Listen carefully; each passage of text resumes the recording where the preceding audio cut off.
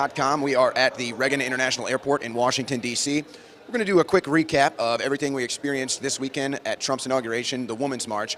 But before I do that, I want to coin a phrase, and I want this to stick. I want to see you put this on social media. I want to hear you talk about this with your friends. CNN, we've all heard the names, Clinton News Network, Crime News Network, Corrupt News Network, Coward News Network. There's a new one now, the Cry News Network. Cry News Network. That is now CNN 24/7 crying about the fact that Donald Trump is president. They cannot handle it. They have to cry all day long, whether it's Fareed Zakaria or Van Jones. They're all crying 24/7 on the Cry News Network. Now, so put that on social media. Let's get it trending. Now, let's talk about what we experienced this weekend. Now, you've seen the videos. We pretty much put you on the ground with us at the protests, at the inaugurations. And the one thing that, again, I want to reiterate that I experienced last night and then again today at the airport is, we've got all of these people protesting about bigotry, racism, misogyny, all of this stuff, which are serious claims. We don't want that. We don't want racists. We don't want bigots. We don't want misogynists. But why is it then, after your protest, you're able to sit down, break bread, and get along with the people you think are racist, deplorable, basically bigots, the worst people walking the face of the earth? After your protest, after we're out in the streets, we're eating together, we're drinking together, we're having a good time. It's fake news. We're not bigots. We're not racist. And neither is Trump. And last night, after everything finished up, we went out, had a good time with some people in Washington, D.C. And of course, you've got, Trump supporters at the bar, and you've got women's protesters at the bar. And what did we do? We got along. We had drinks together. We shared a laugh. We shared stories. And we found common ground. Outside of the political polarization, outside of these issues that have been so polarized, so politicized, we get along. We get along just fine. Don't you see? We're not deplorable people. We're just regular people just like you. And it was funny talking to these people last night at the bar, again, getting along, different politics, but we got along. But there was one woman in particular who just could not handle it, folks. I mean, she could not handle the fact that we like Trump. She wouldn't get along, screaming and yelling. Her friends tried to calm her down. She couldn't handle it. And that, to me, is sad.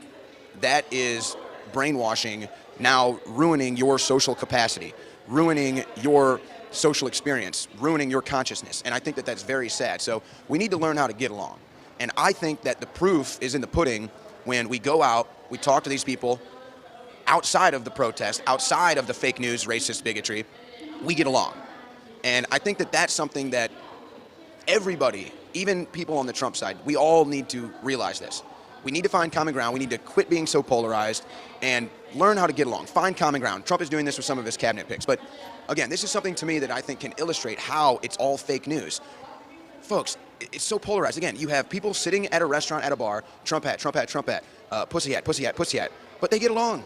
We're not racist. We don't really hate each other. It's just the mainstream news has polarized and politicized this fake news so much that when you're out on the streets, it's the most powerful divide and conquer tactic that we can find. Now, another thing I want to mention, we were just sitting here at the airport grabbing a cup of coffee, and everyone at the bar liked Donald Trump.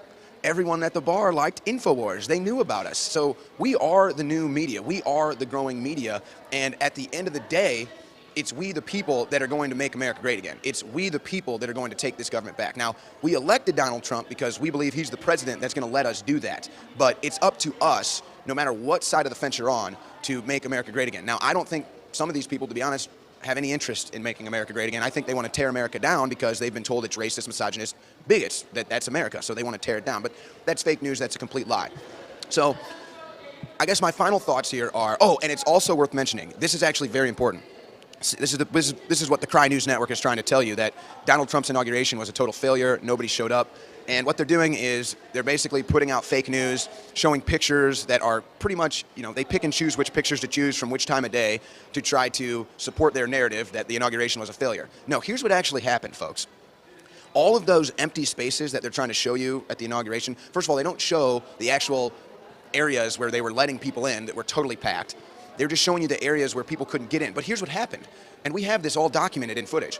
All of those areas would have been overflowing if they would have let the people in. They quit letting people in. So you had protesters that were blocking people from getting in. We actually talked to some people out here who experienced that. They could not get in because the protesters were blocking the way. He was telling me a story about a biker for Trump who literally fought his way through the protesters just to get in. But CNN won't report this. The Cry News Network won't report this, that the protesters blocked the entrance, and then because of the chaos, the security quit letting people in. But trust me, all of those empty areas that they're trying to claim was, empty spaces, nobody showed up for Trump's inauguration, that's a lie. They all would have been filled in if they would have opened the gates and let people in, but the protesters blocked it and security wouldn't let people in. It would have been totally overflowed, people, and it was totally overflowed. But Washington, D.C. was absolutely crazy. Millions of people descended upon D.C., and America is alive. No matter what side of the fence you're on, if you're protesting or if you like Donald Trump, this country is alive for politics, and you've got big football games coming up tonight, but Donald Trump, the inauguration, and the future of America is the biggest story, I think, right now in everybody's mind. So we'll get back to the InfoWars studio tomorrow, back into the regular news cycle, but Donald Trump is now the president of the United States. It's official, and the Cry News Network and all the protesters are going to be crying all day long. I'm going to need a much bigger mug for these liberal tears. This is Owen Schroyer for InfoWars.com. Hashtag the Cry News Network. Owen Schroyer here for InfoWars.com. We are at the Reagan International Airport in Washington, D.C. We're going to do a quick recap of everything we experienced this weekend at Trump's inauguration, the Women's March. But before I do that, I want to coin a phrase, and I want this to stick. I want to see you put this on social media. I want to hear you talk about this with your friends. CNN, we've all heard the names, Clinton News Network, Crime News Network, Corrupt News Network, Coward News Network. There's a new one now, the Cry News Network. Cry News Network. That is now CNN 24/7 crying about the fact that Donald Trump is president. They cannot handle it. They have to cry all day long, whether it's Fareed Zakaria or Van Jones. They're all crying 24/7 on the Cry News Network. Now, so put that on social media. Let's get it trending. Now, let's talk about what we experienced this weekend. Now, you've seen the videos. We